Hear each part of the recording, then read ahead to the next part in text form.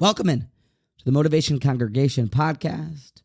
And we got something different going on today. It's not your regular scheduled programming, not a short Musar talk with some music in the background, but more of a Halacha discussion with the help of Hashem concluding with a practical takeaway and a Musar idea. Now, this episode is a bonus episode and really came about just through some honest curiosity. Most of you may not even know exactly what the context of this episode and the ideas discussed therein are all about. But either way, I bet that you'll find these conclusions to be rather surprising, to say the least.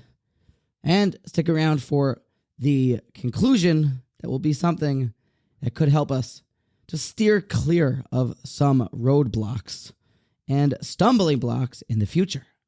Now, today's topic, being that it is Monday, October 30th, 2023, is Halloween in Halacha. Now, most of y'all may not even know what Halloween is. But if you live in the certain out-of-town communities of the world, or maybe you grew up in Virginia, you'll know a bit, at least you thought, about what Halloween is. If you maybe grew up in Lakewood or Flatbush, maybe not so much. So what is Halloween? Why is it celebrated? Is there any halachic prohibitions in trick-or-treating? If you decide to put your costume on tonight, is there a halachic issue? While it may not be entirely practical, we do live amongst the non-Jews. Is there anything that we should be aware of about the nature of Halloween and how it coincides with the holy halacha? Would a person violate a prohibition, maybe a biblical or rabbinic prohibition, by merely knocking on a door tomorrow night and asking for some candy? Or maybe just putting on your old, sweaty, and wine-stained Purim costume and going for round 2 tomorrow night? So first things first, a little bit of a disclaimer. I'm not a rabbi, and I do not have any halacha knowledge background, and definitely not in how to paskin and bring the different opinions to the modern day. So one should definitely seek the advice and counsel of their local Orthodox rabbi, but here is just one man's research and findings about the topic. Now, first, let's discuss what could be a halachic issue with all of this. Number one, there's actually something called darchei emoiri, which is a prohibition that we find many times to be discussed inside of the Gemara, where Shulchan Aruch actually brings it down la halacha, where the Amorites, the Amorim, would engage in certain silly superstitions, it seems, or certain sayings, or create certain potions, or doing certain actions, and it is forbidden for us to mimic their ways.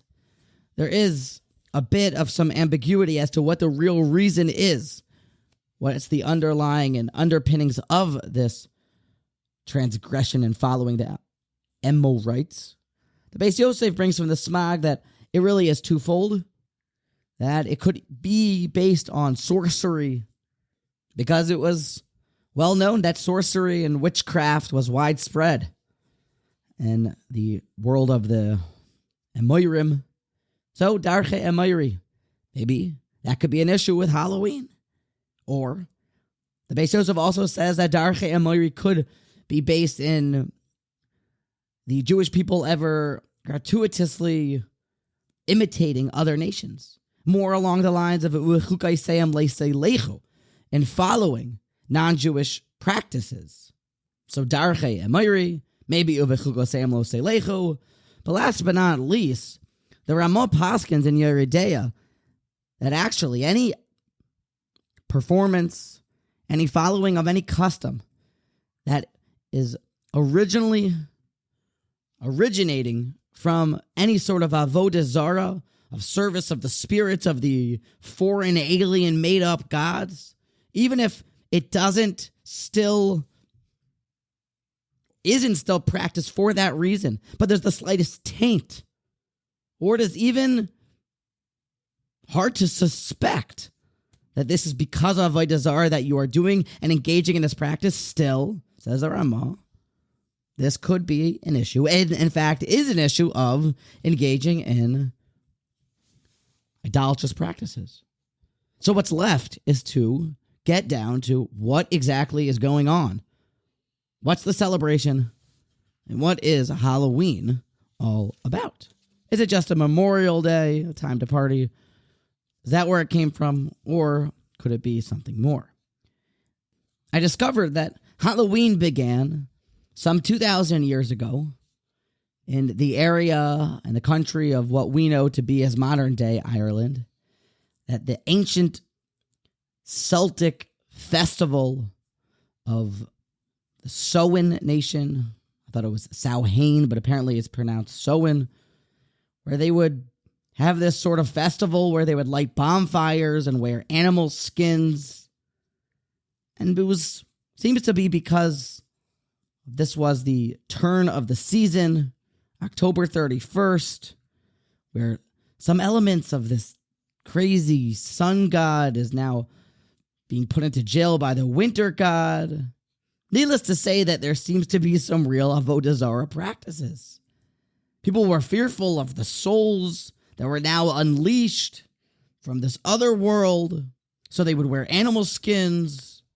And then things got worse when the 18th century Pope Gregory wanted to propagate his All Saints' Day, some sort of day where people would celebrate the deceased.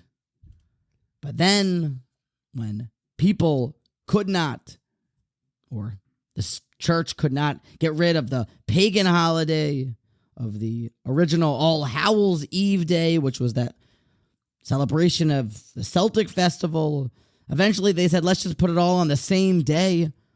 So the eve of October 31st, the whole Souls creepy thing, All Hallows, along with the daytime Christian All Saints' Day. Not to mention that the Romans in 43 CE also tried to put in some god named Feralia, some dead yahrzeit weird thing, along with some Pomona god, which was the god of trees. Also, they would celebrate it on that day as something to do with a turning over of the seasons. So it was weird, because it really does seem that the origins of this holiday is from total paganism. I never really thought that we would have some chance to abstain from avodah zarah, like a modern-day Avram Avinu. But it seems that the 31st of October is some quasi-non-Jewish, Gentile, Roman, Christian, Celtic, souls type of death holiday thing. It most definitely would seem, at least on face value, to be some violation of maybe Darchei Emori, but I ain't a rabbi. Or maybe some overstepping the boundaries into Uvechuko Seam Lo Selechu. And last but not least, one of the big three of avodah zarah. Now, maybe there's some wiggle room because modern day Gentile adherence to Halloween seems to be totally disconnected to any of this. But the Ramah did tell us that even if that is true, it still is an issue. It doesn't seem like a very innocent holiday. It seems like the costumes were to protect from spirits. The trick-or-treating that came in from the Goyish, when the Christians got involved with the Pope and the handing out of free food, people that would promise to do better in the future. It seems very much rooted in idolatry and things that the Jewish people do not stand for and a violation of halacha. But then again, check with your local Orthodox rabbi, for there may be some leniency that I'm not aware of. But here we talk about musar. We talk about a practical takeaway, and we do believe that one can learn from almost anything. No, we do believe that one can learn from anything. And in this situation, the takeaway seems pretty straightforward and glaring. That I imagine that most Gentiles, most non-Jews, don't even understand or know what exactly they are celebrating. And that's takeaway number one. Which that it's very possible to engage in behavior, to be excited, but have absolutely no idea what you're doing. And that's something for us to learn, that maybe we should be more well-educated about our own festivals. And furthermore, it's unbelievable that a person will never question why something's happening if things are going his way. When the goodies are falling from the heavens, when there's free candy and it's a free day off of work and it's time to party, nobody seems to want to put an end to that or even think about if it is right or wrong. I'm not talking from the Jewish side of things, but it's just no one even seems to bat an eyelash or to question it. Maybe we should take more time that when we have all of the goodies coming to us by way of the one and only God, HaKadosh Baruch Hu, that He gives us everything and we have so much to be grateful for sustaining us and giving us all the goodies, we should stop to think, where is this coming from? Why is this happening? Who is supplying all of this? Why am I doing this?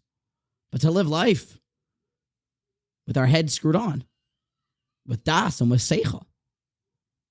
People go trick-or-treating without even the slightest clue why. Mostly it just seems it's promoted by the candy companies to sell more candy.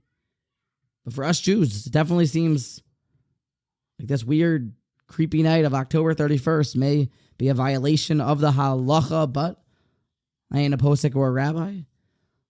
But what we can say unequivocally, that there is a very valuable takeaway here. It is very possible for a human being to engage in a practice that he never understands or thinks about. And all the more so, if he is benefiting from it, if something good is happening, he may never stop to question why, how, what, when, or who is even supplying the goods. So, take a second to think about your actions. Thank HaKadosh Baruch Hu is supplying all the goodies, and live life with your head screwed on tight to your shoulders, using your das and using your seichel to connect all the more so to HaKadosh Baruch Hu.